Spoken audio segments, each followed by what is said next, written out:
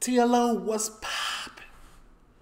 We are on Twitch. We are not live, but you can leave a like, comment, subscribe, turn on your post notification bells. Let's continue to grow the family from Chicago to the UK. If we do go live and you happen to miss it, any of the highlights will be on this channel above right here. Don't forget we do got the Discord, man, where you can send all your requests and things of that nature. And we also got the Patreon, man. This one pays all the bills, so I appreciate it if you even become a small member. If you can't, I get it. Just leave a like, though. If you watch this video and you like it, and you watch more than 5 minutes, leave a like, man. Don't be that guy that's like, oh, I'm not leaving no like. Like, come on now. This is the Bubble and Squeak murder. The disturbing case of Penelope Jackson. This is by Coffee House Crime. Salute to Coffee House. I'm already subbed up. Let's get into it. Put my serious face on. Catalyze a gruesome night that would forever affect the lives of two families. My name is Adrian, and welcome back to another video by Coffee House Crime. Today we're looking at the turbulent case of Penelope and David Jackson, and how the complexities in their relationship ended in a violent... I'm not gonna lie, I always question people named Penelope. Like, I've met like 2 Penelopes, and like they were both kind of like questionable. marital death. Just a quick heads up, but complexities in their relationship ended in a violent marital death. Just a quick heads up, but I post solved, unsolved, and strange cases here on a weekly basis. So if that sounds like your kind of thing, please consider subscribing to Coffee House Crime. Now, this case definitely requires the ability to look at a story from multiple perspectives. But what exactly pushed Penelope over the edge? Okay, so I'm gonna play devil's advocate. Or was it just an excuse? Pull up a seat, grab a coffee, and sit back. This is the case. You right. Hold on, my bad. He told me to.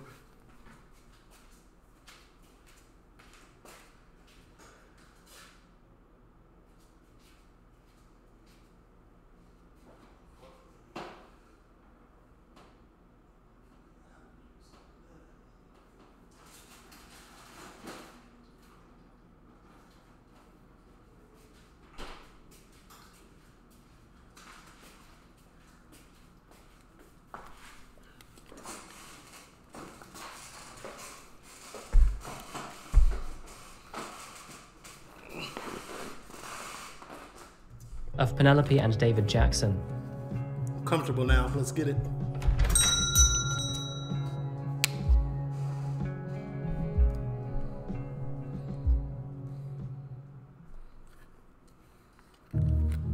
Oh, Somerset. The land of cheddar cheese, golden sunsets, and of course, a British staple, cider. Somerset, which is located in the southwest of England, has always been a famous holiday spot in the UK.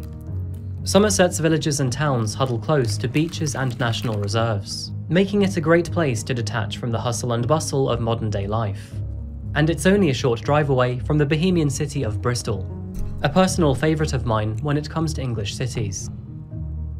Located towards the northern tip of Somerset, we find a small seaside village named Barrow. Barrow has a population of not even 1,600 residents, all of which you could fit onto 2 Airbus A380s. I don't like living in towns like that because everybody think they know you and everybody think they got an opinion on what you got going on. You know what I'm saying? So 1,600, that ain't enough. Area so remote, the phrase "not much" is often used to describe what's going on in Barrow. And rightfully so. It's a village best suited for those in their golden years. This is much better. Wow. Right. Focused on relaxing in the golden sun with their golden cider, which was of course perfect for the retired couple of David Jackson and his wife Penelope Jackson. As of the year 2021, Penelope and David had been married for just over 24 years. And with that said, it's obvious to say that they had a rather large number of things in common. Penelope was 66 and David 78, and together they both enjoyed cruising around the world and tending to their garden when at home. And although their relationship seemed happy from the outside, it certainly wasn't always like that. We'll get to this in just a moment. Marrying David in 1996, Penelope had actually married 3 men before this, being a woman... No, David. That's a red flag. 3-0? I mean 0-3? The Royal Air Force, she had the opportunity to meet many strangers through her job. It was in the year 1973, when she was 18 years old, that she married her first husband, and together they would have 2 daughters. But the relationship between Penelope and this man would not last forever. A few years after having her second daughter, Penelope claimed that this man had become violent, and so the 2 of them decided to split, thinking it was the best option for their daughters. Following these violent altercations, Penelope and the kids were out of the household pretty fast, and Penelope was just as fast to find another man. This time, an RAF serviceman. Didn't even let herself heal. The 2 of them married rather quickly, but this relationship would be even more short-lived than the first. Penelope sounds like she had father issues, that she doesn't know how to be on her own. Like, it's okay to be alone. That's when you work on yourself and build your character up so you can be ready to bring somebody in and share you.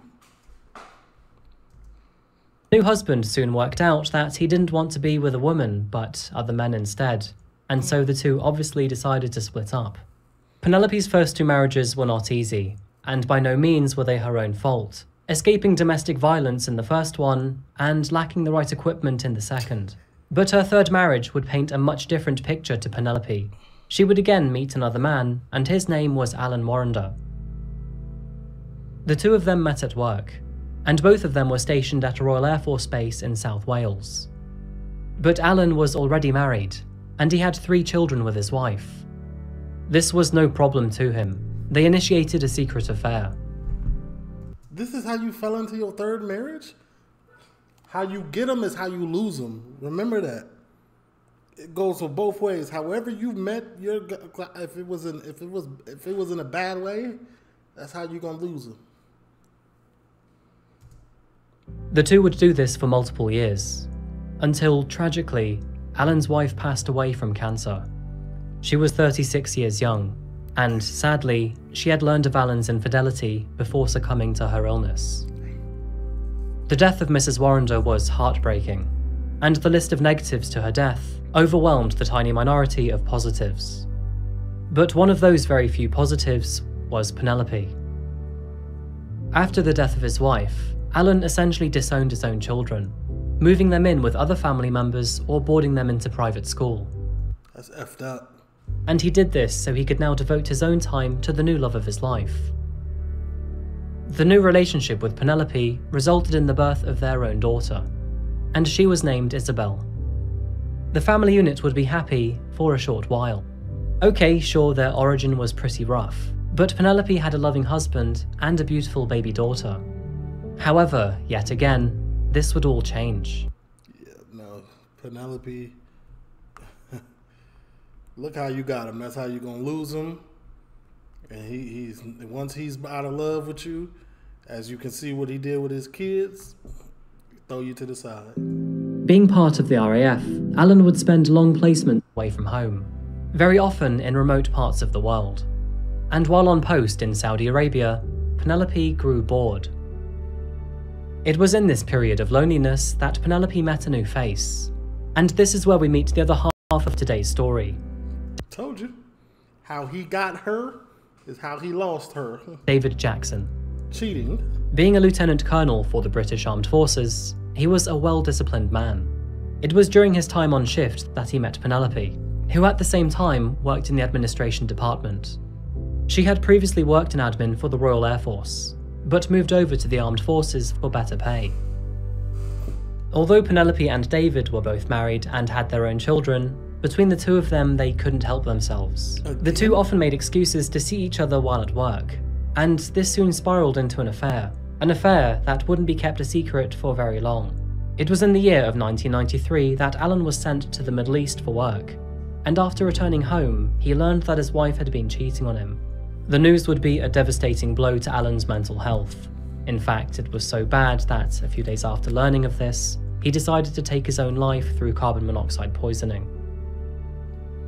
At Alan's funeral, Penelope would seem vacant and almost unbothered by the affair. She showed a total lack of empathy for her late husband and those around her, and Alan's brother would describe her demeanour as, "I was not taken in by Penny.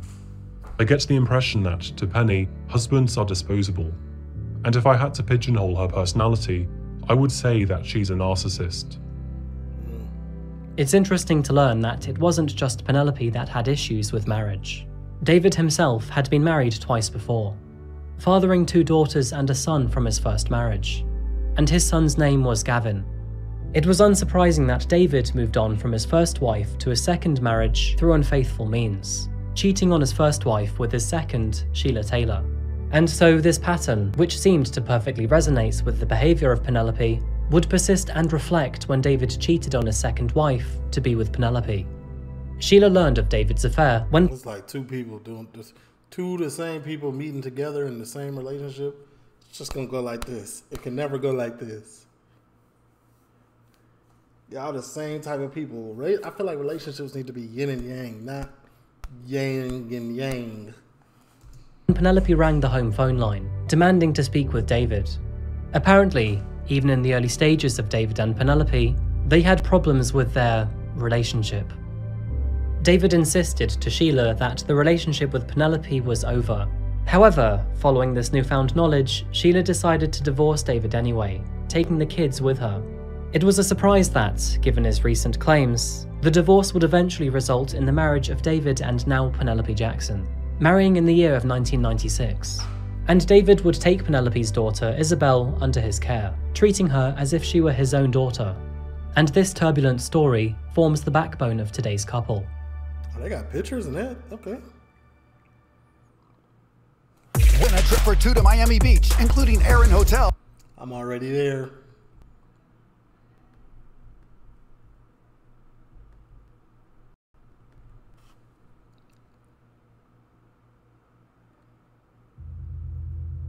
And although their relationship wasn't perfect, it did seem as if the 2 were mostly happy together. Being part of the army, they would move to France, then Germany, and eventually back to England. The change in location didn't falter the family. As to them, home was with each other. And although Penelope could be a little turbulent, and David would often complain to her about menial things, there was nothing alarming between the 2, at least to begin with. I say to begin with because that would change in the year 1998, when David learned of some rather devastating news.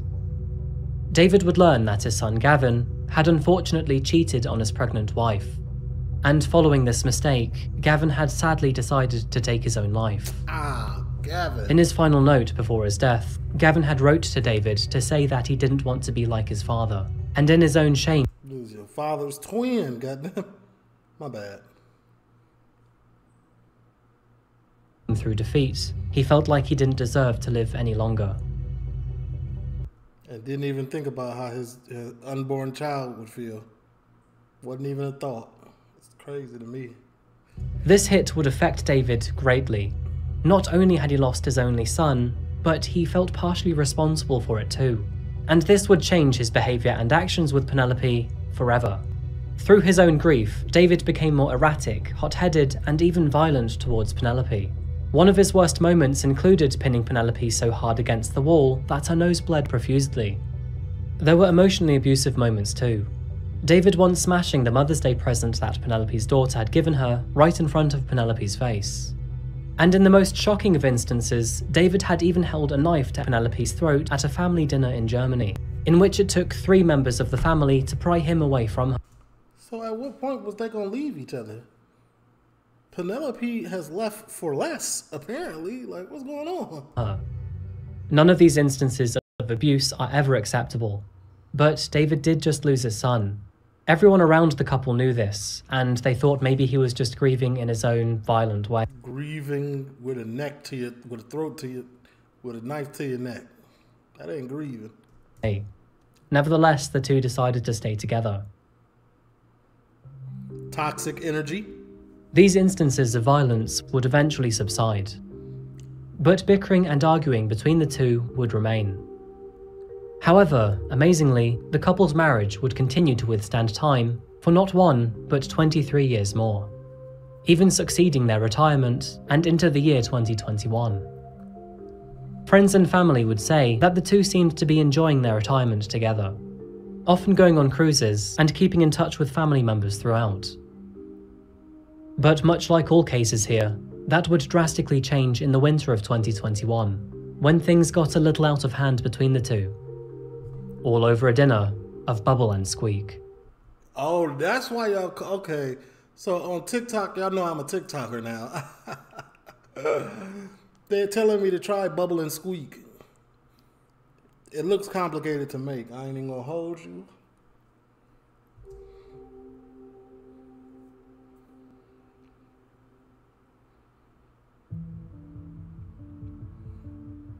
February 2021, COVID was going on. Y'all was arguing over... Y'all had too much time together. That's what it was. the 13th, 2021. It was a cold and dreary night in the thick of England's winter. The time of year where you should expect no golden sun. And this day in particular was Penelope's birthday. At least here in the UK, the COVID pandemic was rampant at this time, That's what I'm saying. and the whole of the country was in lockdown, the Jackson family included. Except the Prime Minister at the time. Nevertheless, Isabel and her partner Tom Potterton had put some money together to celebrate Penelope's birthday in some way. The family had planned to have an extravagant dinner of lobster, crab and steak over Zoom, a virtual meeting room with video support. But problems would present themselves fairly quickly this night. People was eating dinner over Zoom. I ain't never heard of that in the pandemic. Penelope and David running Zoom on their iPad, which wasn't sufficiently charged up. And this ended up sparking the first argument of the evening. Although they had managed to get Zoom working on the device, Penelope would seem subdued and appeared to have been crying. The family exchanged greetings before plans progressed as expected. They were ready for their remote dinner together, Penelope retreating to the kitchen to grab food for her and David. And after their seafood starter, they were due a main course of expensive steak. The evening remained relatively peaceful. That was until Penelope brought out a side dish of Bubble and Squeak. Bubble and Squeak is a very British dish, made from mixing potatoes with cabbage before pan-frying them to create a crispy exterior. And according to some Brits, it is sometimes seen as a low-class dish, an opinion that... Oh, so it's like a... It's okay, so it's just potato... It's like a potato pancake with cabbage in it. Okay, that ain't even hard to make. What seasonings go in there, though? David seemed to agree with. Believe it or not, and in the most British way possible, this was the real spark to ignite the evening's events. It was in this moment that David told Penelope that she was ruining this fancy meal by having a side dish like Bubble and Squeak. And this comment led to a full-blown argument. An argument that actually stopped the Zoom call. Penelope had always tried to keep her arguments with David away from Isabel, and so the call was ended, and that was that. Fearing that David may once again become violent from the argument, Penelope retreated to the bedroom, taking a knife from the kitchen with her. A knife that would stay under her pillow for the night, as allegedly, she intended to sleep with it for self-defense. Hours passed, and as the evening ascended into night, David decided to get some sleep. He headed on to his bed, where he then realized that Penelope had something under her pillow, and she was acting very suspicious. That was when, for David and Penelope, David thought Penelope was trying to line him up. Or maybe she was. all hell broke loose. Want to discover the French culture? Over some quintessentially British food?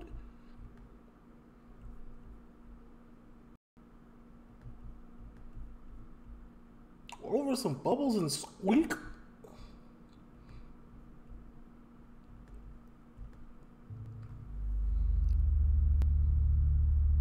At approximately 9:07 p.m. on the 13th of February 2021, police received a rather disturbing phone call.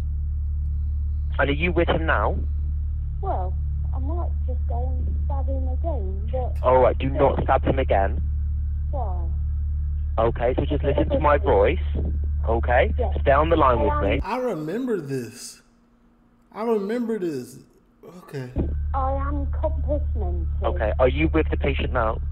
Well, I'm in the lounge and he's in the kitchen bleeding to death with any luck. Alright, so just stay on the line with me. Look, this is not... You're not paid enough to do with this. It's not fair. Okay, well, ultimately, madam, I'm listening to your voice, and you're the help I have available, so we need to help him, okay? No, I'm not. All right, madam, I don't how want many you times... to- Penelope King Von Jackson. That's tough. What is happening? You stabbed him? I did the once, You did the once? and then he said I wouldn't do it again, so I did it twice more.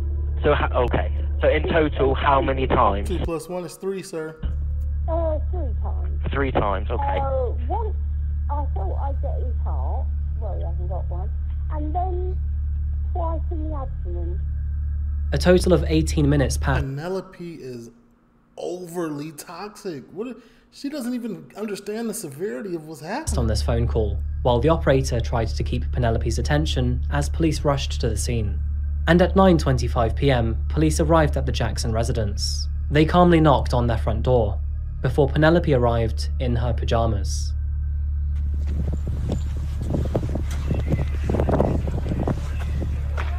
Hey madam, do you need to step outside for me a minute? Can you come outside? Yes. Thank you.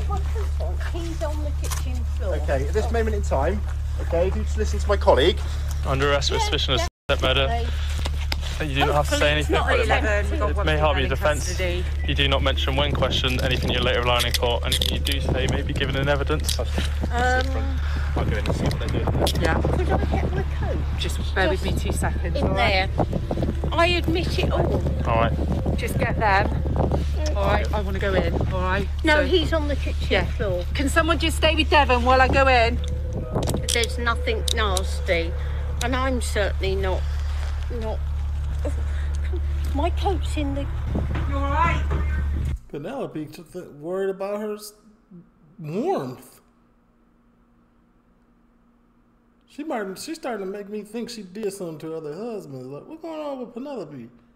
She cold-blooded. R.I.P., man. With any luck, you'll be too late. Alright. She was that mad? What's your name, Anna? Well, I'm called Penny, but Penelope Jackson. Penny. Like it. You do live here? Yes. Can I get my coat? We'll get you Right, a get the coat. ambulance in. Pronto, we need Oh, CPR. don't. No, please don't. Yeah, we need I the should have ambulance in. stabbed him a bit more. We've got CPR being done at the moment. Yeah. Yeah. Penelope, come with me, mate. Want my keys? Emergency services found David lying on the kitchen floor, wearing nothing but his underwear and in a pool of his own blood. They performed CPR immediately, but sadly, their attempts proved to be unsuccessful. David had unfortunately passed away. Penelope made no attempt to hide or conceal her actions. In fact, she made it pretty obvious that she killed her husband, even hoping to police that he was dead. Yes. I stabbed him Penelope felt no remorse for her actions. once. Because he's a. She was bold and brash with her statements, and it actually seemed that she was more bothered about getting her coat and staying warm. He's an aggressive bully and nasty, and I've had enough. And when. So you murked him? 187?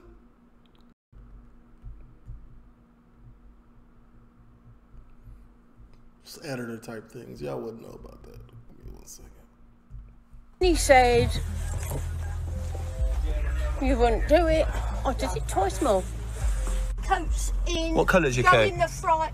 In the front. Yeah. Grey wardrobe. Okay, it might be a while, all right, but I'll try and get. There's obviously a lot going on. Okay. Oh, but with any luck, it'll be too late. Penelope, my advice is don't talk about it now. Okay. No, I have no intention of not agreeing to what I've done. Okay. I know what I've done. All right. And I know. This cop don't even got a gun. He ain't never in his life encountered something like this. He looking like, okay, all right. Penelope, give me a moment. I'll be back. Why I've done it, and if I haven't done it properly, I'm really annoyed. As she arrived at her local He couldn't even say nothing else. He just called police station, Penelope's arrest was upgraded from attempted murder to murder. And, even worse, she was joyful to learn that her husband was now dead. Alright, Penny. I'm further arresting you for murder. Good. I've already cautioned you, so your necessities for your arrest is for a prompt and effective investigation and stop further harm. Sorry, that one's a bit tight. So This Penny, one's- We're gonna we're gonna move them to the rear in a minute. The DO's just come out to check your temperature, and then we'll move you in. And then mind we'll your go head. there. Just stay there for the time being. All right. I wouldn't buy my slippers. Alright. Well, she probably got a cold now. Y'all ain't never give her coat, did y'all? I'm not Do you want her out? exactly. Yeah. Right, just step out, mind your head. Yeah. Rightio. I'm very sorry for being a nuisance. We just got to take a temperature. Be sorry for being a murderer. Being a nuisance is the lowest thing on the ring of problems you got. Okay. Yeah. Oh, that'd be just really great. Get COVID on the top of this. So, what exactly happened to the two when David decided to head to bed? Upon realizing what was under the pillow, David asked Penelope what she was planning to do with the knife, to which she confessed that she was planning on taking her own life with it. Penelope claimed to officers that she had enough of all the abuse and arguments that she was being put through, and to her this was the only way out. But David did not take Penelope seriously, and in response said, "Just get on with it then." And with that said, Penelope grabbed the knife and retreated to the spare room of the house. Following her into the room, David and Penelope continued to argue even further. And according to Penelope, he started to provoke her into stabbing him. Simply put, he didn't believe that she had the courage or audacity to do it. Calling her pathetic, he told her to go back to bed.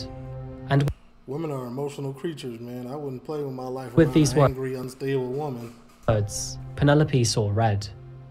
In one aggressive swing, she slashed David across the chest, resulting in a deep laceration that began to bleed. David wasn't gravely injured at this point, but he did fall to the floor due to his pain. Clutching his chest, he saw Penelope walk out of the room with the knife, to leave her husband in the spare room while she began to write a confession. The confession note read, "To whom it may concern, I have taken so much abuse over the years. Just look at my records. But he was a good daddy. However, the mask slipped tonight. This is and was unforgivable. I accept my punishment. May he rot in hell." In the corner of the note was a scribbled comment that read, "Self-defense." While Penelope was writing this letter, David had managed to crawl into the lounge in order to get to the phone. He then walked into the kitchen and called for emergency services, before saying to Penelope, "See how it feels to have the police phoned on you." In the first minute of this phone call, David could be heard telling Penelope that she wouldn't dare stab him again, and that the first time was just a fluke. And seconds later, We finna hear it or no? David can be heard screaming in pain as Penelope stabbed him a second time. Then moments later, a third. The phone then fell to the floor, only On tape? for Penelope to pick it up and start talking to the operator. So the operator heard the M. And you know the rest from here. Although Penelope was only arrested on suspicion of murder, she had certainly said and presented enough to police to rule out any doubts, and they would begin questioning her the very next day. However, this time, she wasn't nearly as talkative as she was the previous night. Penelope refused to answer questions, and instead, she delivered a papered statement to claim that David had been abusive and controlling towards her for many years. She said that she had no choice, and she denied her charge of murder. It was too late by then. You ain't keep it P when they was asking you all them questions at the station. You spoke. You was talking too much. Instead, she expressed that she was guilty of manslaughter, as she was only reacting in self-defense. Penelope continued to paint David as an abuser, both physically and emotionally. These accusations angering David's family to its very core, and although they admitted that they would often see the two argue, they never saw any evidence to suggest anything more. At Penelope's first trial on the 11th of October 2021, several family members came forward to attest that David was not an abusive man, and that, in fact, Penelope had always been the one to seem threatening and controlling over her husband. They recalled how David never seemed comfortable when she was around him, that she liked to make others feel uneasy, and that she would always try to find people's insecurities before poking at them. Damning allegations would also come in Penelope's direction. It was while in court that David's eldest daughter recalled the moment that she asked her father and Penelope for advice on her failing marriage. Penelope replied with, "It is much easier if your husband kills himself," referencing her previous husband who had done the exact same thing. Heart been broke so many times. Dang.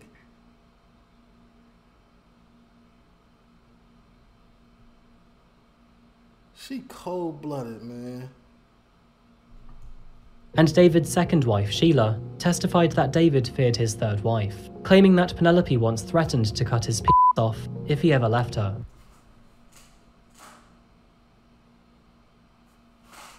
You ain't leave? David honestly believed that she was capable of carrying out that threat. With the way that Penelope acted out her birthday evening, it is pretty obvious to say that David is not here to defend himself against her allegations. So the only judgment of character that we have is from family and friends. Penelope's and David's daughter, Isabel, was a key witness to legal proceedings, and she did admit that she witnessed some form of abuse from David towards Penelope. Most notably, the incident that happened around the dinner table in Germany.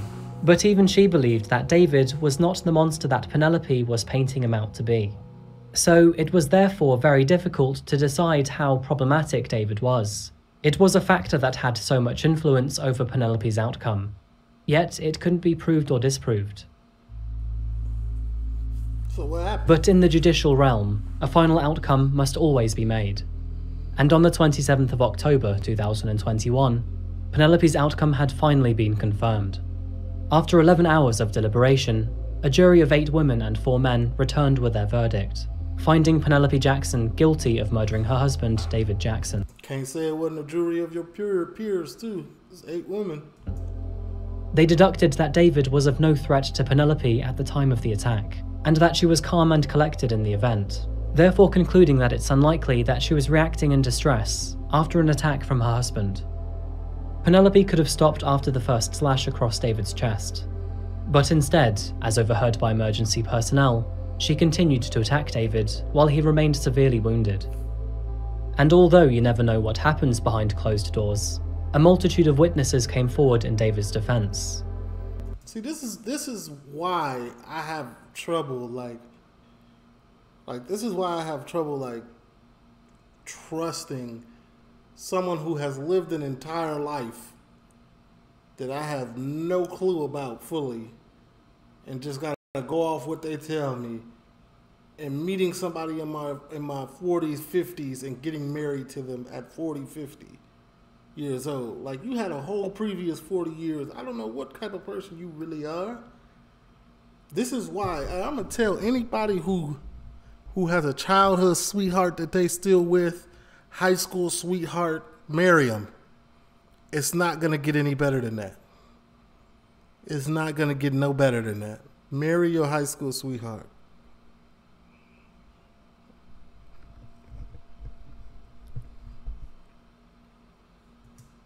And all in the meanwhile, Penelope's own attitude and behaviour painted her as an uncaring individual with a distinct lack of empathy. She showed not a shred of remorse following David's death, even though she professed that she still loved him. Penelope received a life sentence with a minimum of 18 years, meaning that she is only eligible for parole after reaching the ripe old age of 84. Penelope has since... You sure about that? When he said reaching that age, you sure? Alright, my bad. ...appealed her verdict. And that pretty much marks up the end of today's case. There is still ongoing pressure on both sides of Penelope. One side arguing that Penelope was only reacting to years of abuse, the other side arguing that barely any of that ever existed. Either way... Honestly, she should have play it for insanity. Cause that's crazy. Oh, mom, like, that's tough, man. It is dominantly agreed that the actions that Penelope took that night were exaggerated way past the problem that was presented. Newton's third law describes that for every action, there is an equal and opposite reaction. So, in an ideal world where all actions remain equal, I would argue that Bubble and Squeak should never end in murder. Thank you so much for watching another video today. You're welcome. TLO, leave a like, comment, subscribe, turn on your posts. Hey, leave a like. I told y'all about the likes, man. If you've even watched this video if you're in the premiere of this, if you've even watched this video for 5 minutes, if you hear me talking now, just leave a like, man. Me personally, it motivates me to continue. Thank you.